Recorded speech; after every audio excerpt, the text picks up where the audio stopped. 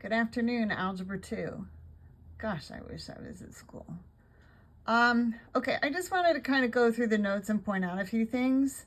Graphing quadratic functions. This is y equals ax squared plus bx plus c. X squared says it's a quadratic. C is your y-intercept. This is your standard form. It's the square that makes it a parabola.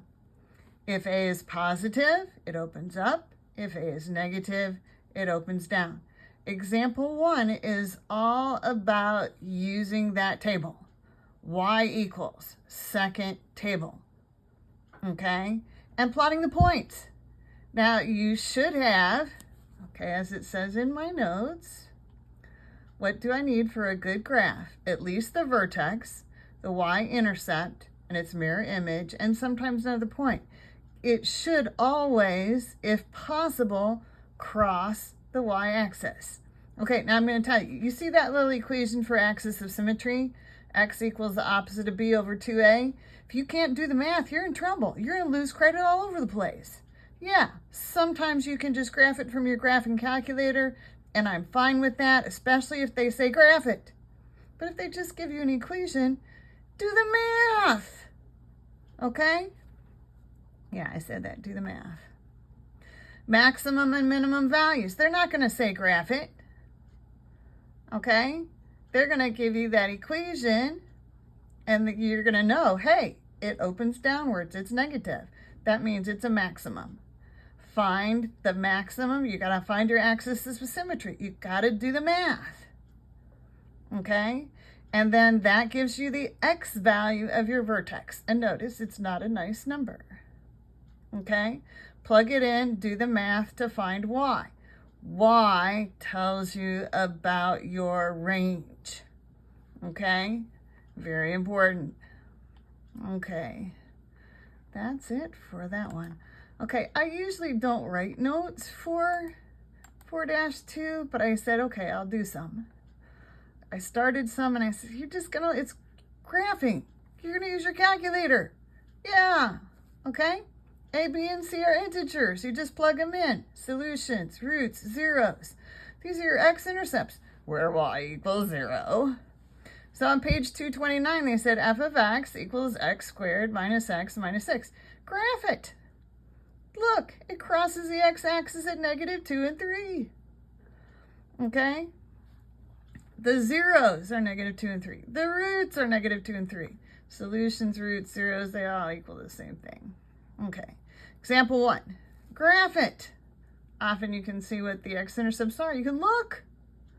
And you can see, oh, crosses at -1 and 4. If you aren't sure, look at the table for the values where y equals 0. Okay. So, guided practice. All you're going to do is graph them. Okay? And see, where does it cross the x-axis? Now notice they said, I hope you're asking yourself if you really have to do this. They're all nice numbers. That's because they factor. And notice I factored every single one. And it checks. Okay?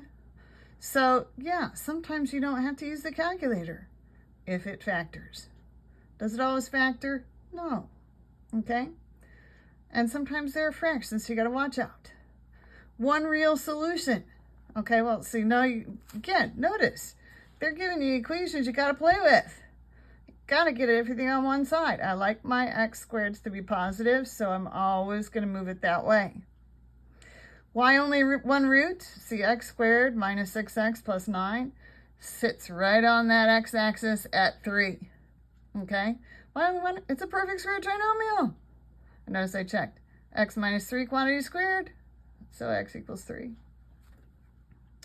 Guided practice, again. Set it equal to 0. Perfect square trinomial. Because it factors into x plus 4. I know that x is -4. Checks, all checks. Example 3, no real solution. This is where your calculator helps. It doesn't cross the x-axis.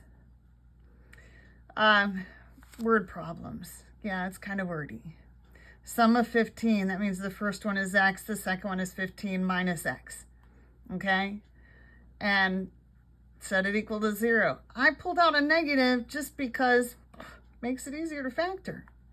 And I can just get rid of it because I can divide both sides by -1 and it's gone. Okay? Factors of 63. Well, there are no factors of 63 that have a sum of 15. And if you look at the graph, it does not cross the x-axis. That means there are no real roots. We'll deal with those later. Guided practice 3, sum of 6, product of -55. So the first one is x, second one is 6 minus x. Okay, again, set it equal to 0, divide both sides by -1, and that is gone. Factors, okay, -5 and 11. Estimating roots. That means these are not nice numbers. They won't factor easily, if at all. Does not mean to round. This is where you're going to use your graphing calculator and say, oh, it's between 0 and 1, or something like that. If you look at the table, look for where the signs of the y values change. Positive to negative, or negative to positive.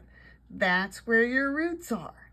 Okay? So when you look at this one, the y value changes sign when x is between 0 and 1. Then again, between 5 and 6. So the answer is between 0 and 1, 5 and 6. Okay? Guided practice 4, you graph it. Okay? If you can't tell from the graph, look at the table. The y's change sign between where x is -3 and -2, where x is 3 and 4. Okay? All right. Well, that is 4-1 and 4-2 in a nutshell. Hope it was helpful. I'll look at the next two in just a little while. Bye.